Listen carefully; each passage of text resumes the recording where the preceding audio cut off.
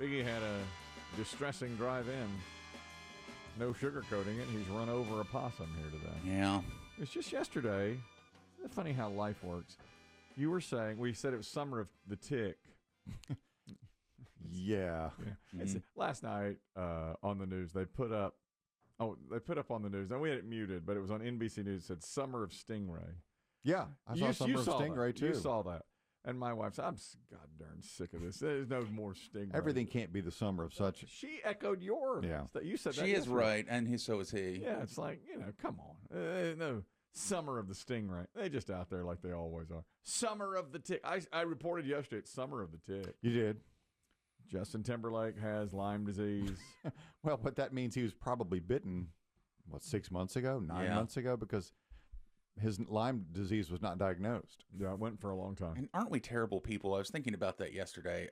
The reason he came out and admitted, he said, I have Lyme disease is people were going to his concerts and going, "You're not dancing enough. Dance for me." Mm-hmm. Yeah, because he was downtrodden. Boo. Mm-hmm. He was making, Timberlake was doing what Chris Kelly hates. I saw plenty of videos of asking the crowd to sing along with him at some of his shows. And they're like, we're going to slag you, Timberlake. Mm-hmm. Isn't that what I paid for? Well, I would have, if I knew how to slag him and if I went to a show, I would have slagged him, because I don't expect to go to a concert and have the guy performing or whoever it is performing turn the microphone to me. Despite fever and chills. Well, if he's got fever and chills, you cancel the show. I mean, if he doesn't feel like, if you can't. Well, he'll get slagged for that, too. Well, but I get my money back. Yeah. I get my money. I don't have to spend my monies. It's disappointing, of course. You're like, well, he's sick. That's just what you get. But I don't want to go see, a halfway show where, and who I point the finger right at? John Mellencamp. Happened to me 20 years ago. Yes. Seeing the Mellencamp show. I told you I've shared my new thought, my new, what's the word? I guess. Epiphany. Epiphany, thank you. A revelation about that. Mm-hmm. It's because Mellencamp has about 6% lung power left. Yeah. He can no longer sing. Right. He smokes and. Yes. He's in smokes. He's in the Billy Joel documentary. 10 seconds, smoke billowing around him. It's like he couldn't even put out the cigarette to be interviewed for 10. They probably asked him 20 questions about Billy Joel. He had to go probably at somewhere they had to say, okay, go ahead and light up, because he's like, I'm not doing it unless I can smoke. Apparently, you're probably right. He doesn't have the lung power for it, and neither does Timberlake because of his Lyme disease. Mm-hmm. It's summer of tick. It's summer of stingray, and has not been summer of the shark for a while. I think that got passe. It's like, oh, can it be summer of the shark again? It's like every year summer of shark. Well, if they eat enough people, they vault to the top of the list. Well, that's the one that's where we're at. We're waiting on that. Yeah. We're really wanting, if they just bite a few. If you can get Panama City Beach or something to get like 3 vacationers bitten, then it can be summer of shark. Mm-hmm. But right now, you say stingray, people say, what? You yell shark, you got a panic on your hands on the 5th of August. They say you're supposed to shuffle your feet when you're walking through the shallows, because stingrays like warm, shallow water. And most of the time you don't see them, and you just step on them. So you're supposed to shuffle your feet across the That makes sense. The ocean floor. Because if you step on it, that's when it'll barb you. That's probably worse than jellyfish, don't you think? Yeah, I would think it's worse than jellyfish. I think so. Although they can stick to you. They kind of wrap around your leg. If they're big enough. I've heard that's pretty bad, too. The jellyfish. Yeah. Never been stung by a jellyfish. I had some small stings when we were much, much younger boys. No big deal? No, but I didn't like it. I didn't go back in the water the rest of that week. We were in the... Oh, you didn't go the whole week? We were in the Chesapeake Bay, and I did not... I mean, they were everywhere. Compared to a bee sting? Worse than a bee sting. Okay. To me. Jellyfish sting. And probably stingray. But it's been ages. Yeah. So, and the... boy, this is a lot of updates from yesterday. Speaking of stingrays, we had that story of the woman who was upset. She took her 6-year-old son, Leo, to an aquarium in San Antonio, and it was like an interactive touch the animal exhibit, and he tried to touch an octopus, little Leo, and the octopus latched onto him, and he got little bruises up and down his arm because of the tentacles suctioning onto him. Well, they did a piece on that last night on Inside Edition. And now the mom, what we did not note yesterday, is very, very attractive. I think by any estimation. Okay. Right. Does this color your... Does this alter your opinion of the story? Because yesterday had some hot takes.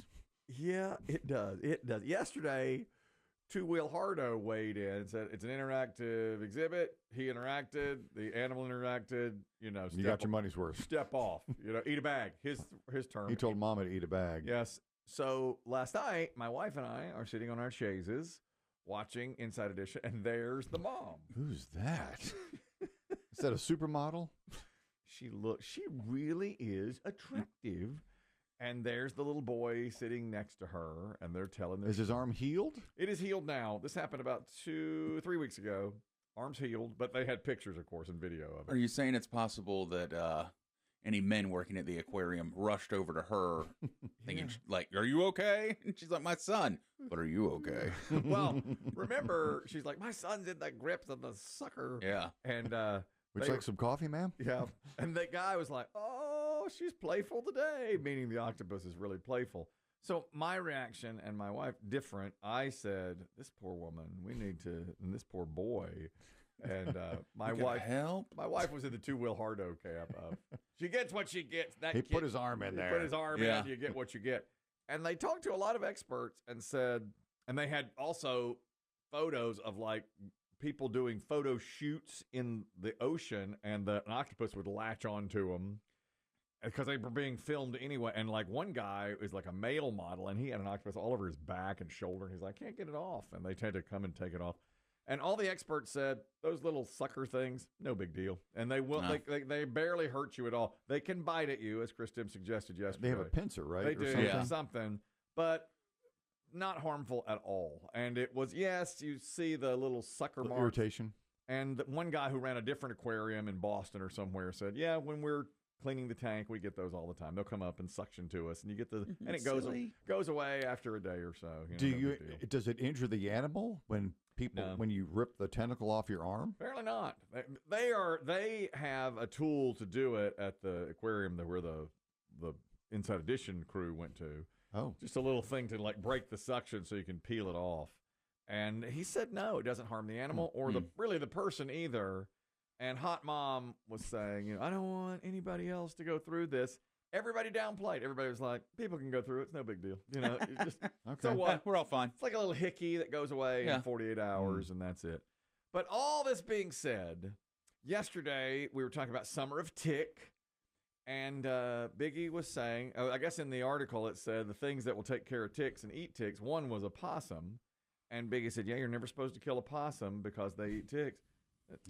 Then I killed a possum. 24 hours later, you kill a possum on the way to work. I feel bad for you as well. There's no worse feeling, even when it's an animal that like a squirrel, they're annoying, or like Canadian geese, but you still feel bad. I feel terrible. I feel horrible this morning about it. Was it shuttling across the roadway? It was just one of those where I was driving, it was raining, and I just saw him on the edge of the road too late. And instead of going towards the grass, he literally darted right. I had no chance to even, I barely swerved and hit the brake, but it was too late. And then I just hear the bump, and I'm like, I got him. I mean, I knew I got him. Is it possible it was a glancing blow and he just had like a limp? No, that bump told me I nailed him. Is it possible, Biggie, that this possum is stuck in the grill of your Jeep? No. Yeah. You know that. Well, that look. You know how they get. Well, then you feel bad, and then you also start thinking, "Oh crap, my car." Did you examine your vehicle? Not really. I mean, the headlights were working, the air pressure was up. I was like, "Let's roll." Right. No warning lights? Nothing. No warning lights. No, because I was already, in my opinion, I was like, I'm already running a few minutes late. I felt like I thought you were dead. I said to Chris Demm, here it is. It's over. It's over for Biggie. Anytime I feel my watch vibrate on the way to work, I'm like, oh, that's Chris Kelly already emailing. He's wondering where I am. Yeah, that's right. I gave you a challenge today. I made you get a bunch of TV theme songs. We're not going to use them. No, we won't. This did That's scream. your punishment for killing the animal and being late? My punishment to Biggie. When I saw the email, I thought to myself, we're not going to use this. We're not. In fact, the theme song to every television show for the 1990s. That's right. Yeah. We're not going to use any of them. I was like, this screams 6 months from now. He'll go, what's this? Why are these theme songs here? What are theme songs? Yeah. Said the younger generation. Right. Well, right. There are no TV. TV doesn't do theme songs anymore. There was a video clip a few years ago of a guy on his back deck, and a possum was on his clothesline. Remember that? He was like, It's one of my favorite pieces of audio we've ever played. and the guy starts chastising the possum for even being there, and he's body shaming this possum. I wish I had something to hit your ass with. I'll knock this at your ugly ass. Don't even make that face. Bitch, wipe your nose. Snot dripping and You nasty bitch. I don't like you, motherfucker. I really don't. Y'all some nasty. Hey, bitch. Hey, don't walk away from me. I don't like you. Wipe your nose. Boy, I wish I had something to knock your ass out with. I'll knock your ass out. Nasty bitch. Look at your tail. That bitch look like an old wooden broom. Why do your nose keep dripping, boss? You's a nasty bitch. Talking to a possum. Possum just stares him down the entire time. This guy's crazy. You know what? I was thinking about that. Really, the possum does no harm to anybody, does it? No. It eats ticks, as you said yesterday, which I didn't know. Of all the animals to hit, that's what I mean. I hit the one that I feel guilty because it only does good for us. You know why I think that man was talking to that possum in such a rough way, rough talking him, as we say. I think it's because of his look. It's not the most attractive animal in the They're world. not. They have the little red eyes. Yeah. The tail, as you heard, is kind of, it's not pretty. If you do see one, they hiss. Yeah, they'll hiss. Long nose. They do sometimes sneak into your trash. I guess that's the worst they do is do that. But I was thinking this too. This really had an epiphany when I was thinking about this. Chris Demm's pointed out many times, the cuter the animal, the better we treat it. Of course, we hate rats or possums and stuff like that aren't cute. But if you get a cute animal, oh no, we would never do anything to a little, like an otter. An otter is cute; they'll tear you up. Raccoon. Raccoon does nothing but go through your trash, cause trouble. Worse than a possum. But we see them and we're like, oh, do you want to be friends? Look at a little mask. Yeah, and they'll tear you up too. Yeah, And Biggie has said, this is my epiphany about you, Biggie. I'm glad you and I can talk on this level. What?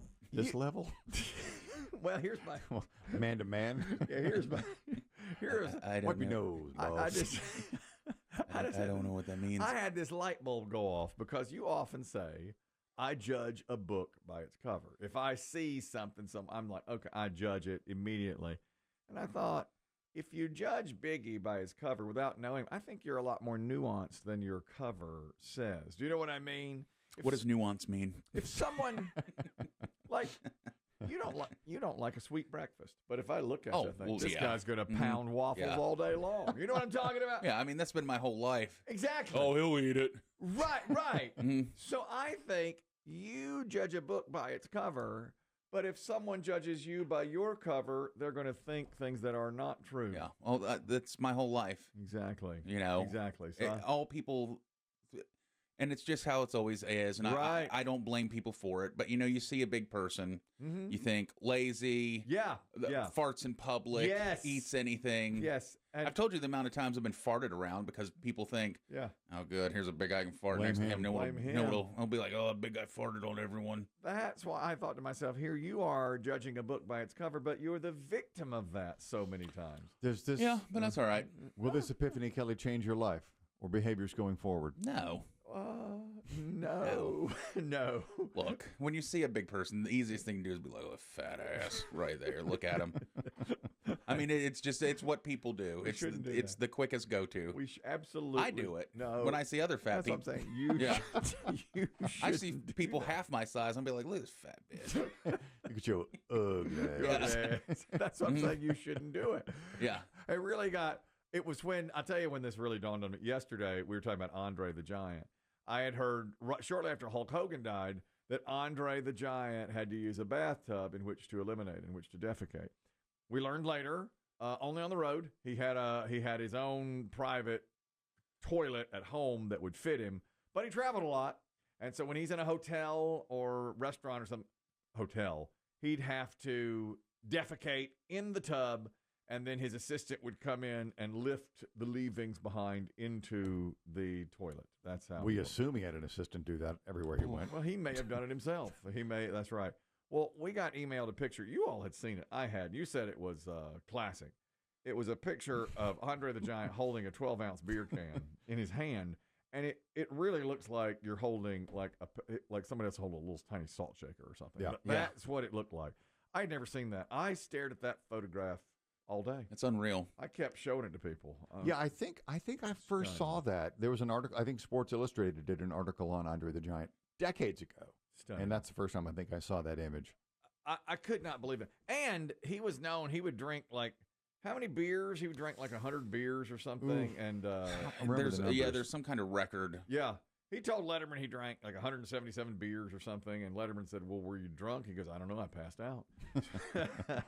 But that photograph, and I bet he was a nuanced man. You don't judge a book by its cover. No, he owned a farm. He was a farmer. Did some acting. He was very cultured. Acting, yeah. I'm finally coming around to Andre the Giant. Only 32 years after he passed. He passed in 1993. I was a new radio DJ. I was on a different morning show. I remember he passed. And I was like, yeah, of course, fat, Look at him. You can't do that. He was so much more than that, He had been, Andre the Giant was in France for his own father's funeral and died a couple of days after the funeral.